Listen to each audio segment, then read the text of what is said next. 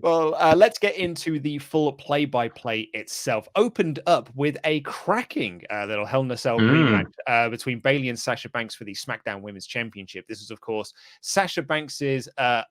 This is her chance to finally defend a singles title successfully. I don't know about you, Andy, but I found this very surprising that wasn't made more of a big deal of. Like, I know Bayley has said it in her promo, and she sort of said it in her promo leading into this and the video package. But like, I don't think the commentators really played it up a lot. And like, Sasha Banks finally getting that successful title win didn't feel like that big of a deal.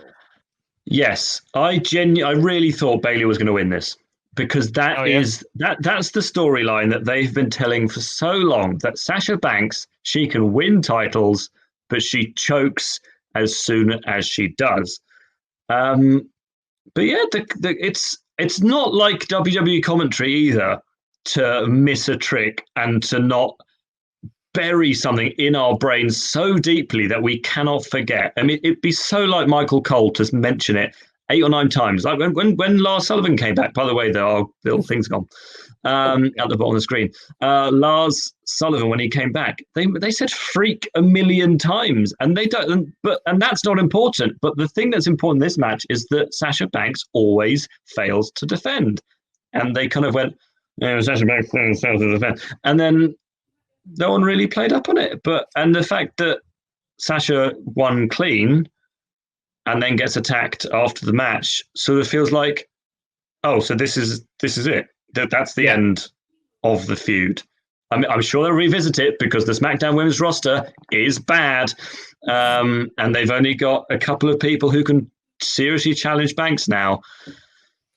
But yeah, it felt like a weird way to end this feud, especially when there was the history that Sasha has.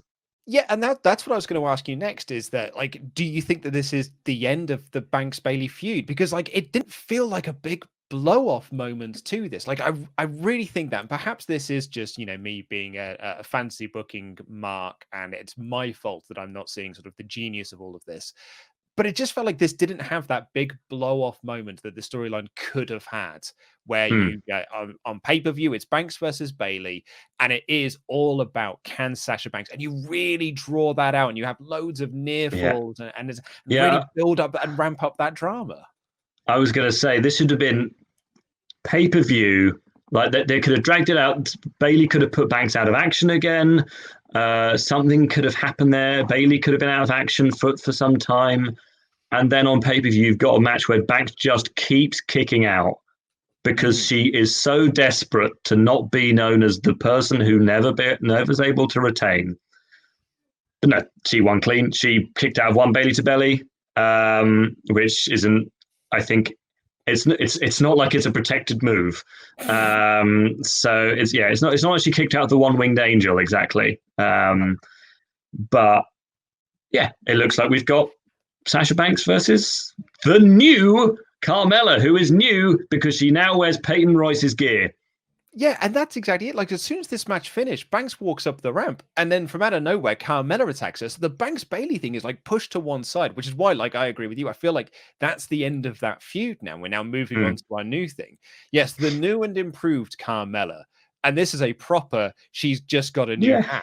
Like, it is the exact same Carmella, but she's got a different outfit now. And she gives her the super kick and the X Factor on the ramp. And that's it. I think we're moving on to Banks Mellon now. What do you do with Bayley next? I don't know, but like they've been teasing this new character for Carmella. So the new character is that she likes expensive things, she wears dresses, and she's quite fancy. What was her old character? Her old character was that she likes expensive things, she's money, and that she is like that. It's like going from it's basically Emelina. It's going from Emma to Emelina. I mean, I know those are slightly more different characters, but it doesn't make me any more interested in Carmella.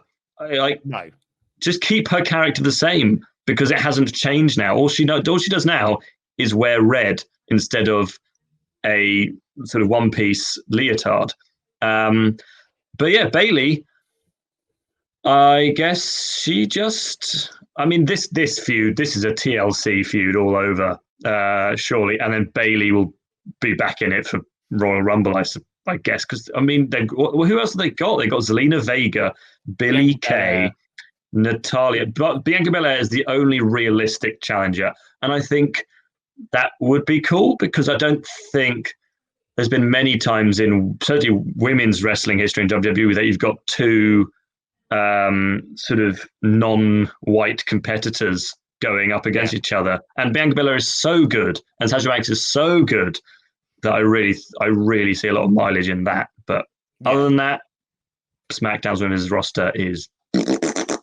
It's a bit bare bones at the moment, unfortunately, which we'll get to in a little bit, because we've got a triple threat leading up. I'd like to see Bayley get on the Survivor Series team, because I think the character is so good that I think that she should. I think she has to be.